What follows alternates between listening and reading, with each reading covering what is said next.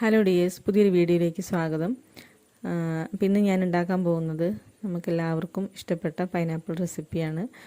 കുട്ടികൾക്കാണെങ്കിലും വലിയവർക്കാണെങ്കിലും ഇത് ഇഷ്ടമാവാതിരിക്കാനുള്ളൊരു നിവൃത്തിയില്ല. കാരണം അത്യാവശ്യം മധുരവും അതുപോലെ പുളിയും എല്ലാം കൂടെ ചേർന്നൊരു റെസിപ്പി ആയതുകൊണ്ട് തന്നെ എല്ലാവർക്കും ഇഷ്ടമാവും. നമുക്ക് സദ്യകളിലും ഒക്കെ ഒഴിച്ചുകൂടാനാവാത്തൊരു റെസിപ്പിയാണ്.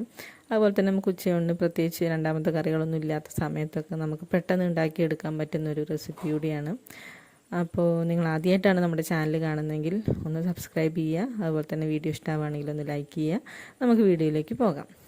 അപ്പോൾ ഞാൻ അത്യാവശ്യം നന്നായിട്ട് പഴുത്തിട്ടുള്ളൊരു പൈനാപ്പിളാണ് എടുത്തിട്ടുള്ളത്. ഇതുപോലെ ചെറിയ പീസാക്കി അരിഞ്ഞു കൊടുത്തിട്ടുണ്ട്. അത് വേവാൻ ആവശ്യമായിട്ടൊരു അര ഗ്ലാസോളം ഇളം ചൂടുവെള്ളം ഞാൻ ഇതിലേക്ക് ഒഴിച്ചു കൊടുത്തിട്ടുണ്ട്. ഇനി ഒരു സ്പൂണോളം മഞ്ഞൾപ്പൊടി, അതുപോലെ തന്നെ ആവശ്യത്തിനുള്ള ഉപ്പ് ഇത് ചേർത്ത് നമ്മൾ നന്നായിട്ടൊന്ന് ഇളക്കിയെടുക്കാം.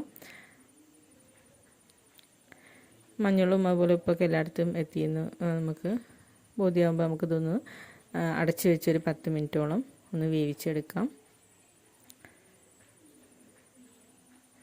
ചെറിയ തീയിൽ വെച്ചാൽ മതി, അല്ലെങ്കിൽ പെട്ടെന്നാണ്ട് വറ്റിപ്പോവും. ഇനി നമുക്ക് തേങ്ങ അരച്ചെടുക്കാം. അപ്പോൾ അതിനേക്ക് വേണ്ടി നമ്മൾ ഒരു 4 പച്ചമുളക് എടുത്തിട്ടുണ്ട്, 2 പീസ് ഇഞ്ചി, അതുപോലെ തന്നെ ഒരു 3 പിടിയോളം തേങ്ങ ചിരകിയതും കൂടി ചേർത്ത് നന്നായിട്ട് അരച്ചെടുക്കുക. അധികം വെള്ളമില്ലാതെ ഒരു കട്ടയാക്കിയിട്ട് നമ്മൾ അരച്ചെടുക്കുകയാണ് എപ്പോഴും ഈ ഒരു പച്ചടിക്ക് നല്ലത്. അപ്പോൾ ദേ നമ്മുടെ പൈനാപ്പിളൊക്കെ വെന്ത് വന്നിട്ടുണ്ട്, വെള്ളമൊക്കെ വറ്റിയിട്ടുണ്ട്. ഇനി നമുക്കിതിലേക്ക് അരപ്പ് ചേർത്ത് കൊടുക്കാം. അപ്പോൾ നമ്മുടെ അരപ്പ് മുഴുവനായും ചേർത്ത് കൊടുത്ത് ഒരു കുറച്ച് വെള്ളം ഇതിന് കുറവ്, അതായത് ആ ഒരു അരപ്പ് എല്ലായിടത്തേക്ക് എത്തുന്നതിന് ആവശ്യമായിട്ടുള്ള കുറച്ച് വെള്ളം കൂടി ഇതിലേക്ക് 2-3 സ്പൂൺ വെള്ളം കൂടി ആഡ് ചെയ്ത് നമുക്കിതൊന്ന് നന്നായിട്ട് ഇളക്കി ഒന്നും കൂടി ഒന്ന് ചൂടാക്കി എടുക്കാം. ഈ സമയത്തൊക്കെ ചെറിയ തീ വയ്ക്കായിരിക്കും നല്ലത്. അപ്പോൾ ആ തേങ്ങേൻ്റെ ആ ഒരു പച്ചമണമൊക്കെ ഒന്ന് പോകുന്നതിന് വേണ്ടിയിട്ടാണ്. ഇനി നമ്മളധികം പുളിയില്ലാത്ത തൈര് നമ്മളിതിലേക്ക് ഒഴിച്ചു കൊടുക്കുക. കട്ട തൈരാണെങ്കിൽ ഒന്ന് ഉടച്ചു കൊടുത്തിട്ട് ഇതുപോലെ ഒന്ന് ചെയ്യാം. അപ്പോഴുള്ളൂ ആ ഒരു കറി കറക്റ്റായിട്ട് നമുക്ക് കിട്ടുള്ളൂ. അല്ലെങ്കിൽ ആ തൈരിങ്ങനെ അവിടെ എവിടെയും കട്ടയിട്ട് നിൽക്കും. അപ്പോൾ ഇനി നന്നായിട്ട് ഒന്ന് ഇളക്കി കൊടുക്കാം. ഒന്ന് ചൂടായതിന് ശേഷം ഓഫാക്കാം. കാരണം നമ്മുടെ ആ ചട്ടി നല്ല ചൂടുണ്ടാകും.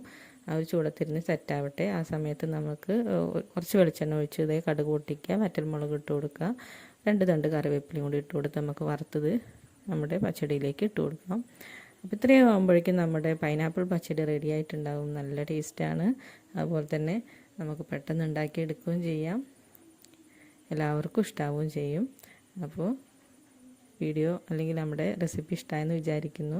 എല്ലാവരും ട്രൈ ചെയ്ത് നോക്കുക. വീഡിയോ ഇഷ്ടമാവുകയാണെങ്കിൽ ലൈക്ക് ചെയ്യുക, സബ്സ്ക്രൈബ് ചെയ്യുക. Thank you.